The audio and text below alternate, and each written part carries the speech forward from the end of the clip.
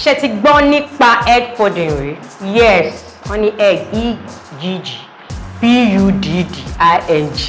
Alase ni mí ìrẹ ńkọ́. Ẹ kú dédé àsìkò yẹn, ẹ̀yin ará mi nílé lóko lódò. Ẹ̀yin ará mi nílé lóko lódò. Ọ̀nà ara tí ẹ ti rí ẹyin bíbọ̀ rí, òun mo fẹ́ fún yín. Ta ni ẹyin bíbọ̀ máa ń sú? Àbẹ́ rí pé bóyá ẹyin bíi méjì mẹ́ta lẹ ní nílé kò dẹ̀ lè kárí àwọn ọmọ yín. Ẹ súnmọ́ bí kẹrẹ́rìn ẹ̀yẹ because mo fẹ́ kọ́ yín bí ẹ ṣe máa ṣe tó dẹ̀ máa kárí. Mo ti ń fọ́ ẹyin mi lọ, mo ti fọ́ méjì síbí, ó kọ ẹyọ kan báyìí. So ẹyin báyìí la máa fọ́ báyìí. Gbogbo ẹ ti rí báyìí, mo ti fọ́. So ní báyìí kí ni next thing tí mo fẹ́ ṣe? Máa da rodo lóní ráńpẹ́. Táwọn ọmọ yín ò bá really like rodo, ẹ jẹ́ kó kéré àbí kẹ́ má fi sí rárá. Òun nìyẹn. Then ọ̀pọ̀lọpọ̀ Alubosa. Ẹni irú ẹyin wo mo tún ṣe? Ẹyin tó lọ sí Harvard. Reason tí mo ṣe fi spoon bu kíní ni ìyẹn seasoning ni pé mo fẹ́ kó jẹ́ kínkínní. Ẹyin tẹ́ bá kí n fi seasoning sínú ẹyin, don't come for me. You can just, it's very very optional. Then adùn ọbẹ̀ ní ráńpẹ́ méjèèjì. A máa wá ṣe kíni? Àwa mi pọ̀.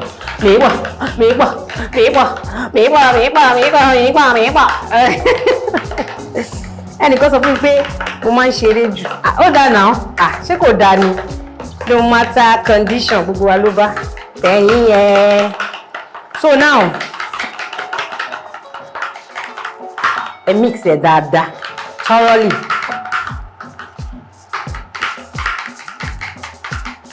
So ń délé báyìí. Nǹkan tí màá ṣe next ni. Ní báyìí, ẹgbẹ́ ayọ̀ tẹ́ fi máa ń ṣe mọ́mọ́ yín. Kò bá dẹ̀ that pouch, all well and good.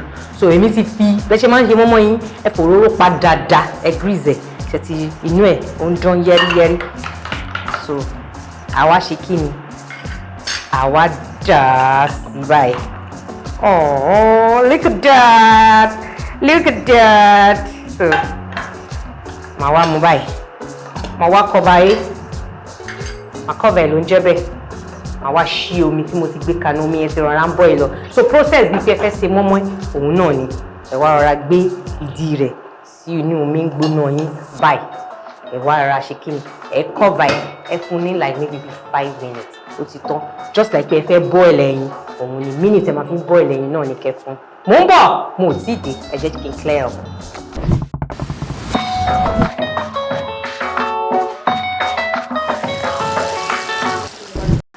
Okay, ó ti tó 10 minutes báyìí. Yes.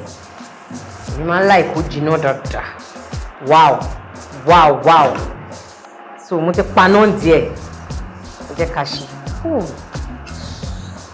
Ọwọ́ mi ò gbó tó yẹ o. Wow, look at that, baby. Bẹ́ẹ̀ ṣe máa mọ̀ pé ó ti jiná just like your mom, like I said. No stain. It is actually very very very very hot. Cooked, well cooked. So now I just rọra gbé. Oh wow, look at that. Look at the baby. Now, I fish. Like I said. So now, oh, look at that. Eri, mo ní mo grease ẹ. So that means pé oil mi ò tú, kò ti tó, so ẹ jẹ́ kí pan yín kí oil ẹ kó tó dáadáa. Look at it. This is actually boiled egg. So, eléyìí báyìí sìn ẹ lè gé, ẹ tún fi dín ata. Kò jẹ́ èmi nìyẹn.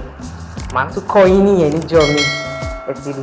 Can cut it like, like your pizza. Like your, oh, look at it, baby. Look at it.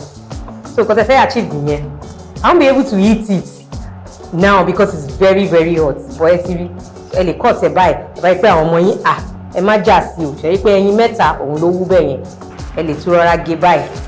Tẹ bá wá rí pé bóyá kò sí protein mi ilé àfẹ́ yín o, bẹ́ẹ̀ ṣe ṣe yìí kẹ́ tún rọra gé kíní kẹ́ fi dín ata. Ọmọ sòsè ló lọ. How do you love this recipe? Ẹ fún ní thumbs up, kẹ́ bá mi share. I love you guys always. Ire o lọ́jọ́ gbogbo. Bye.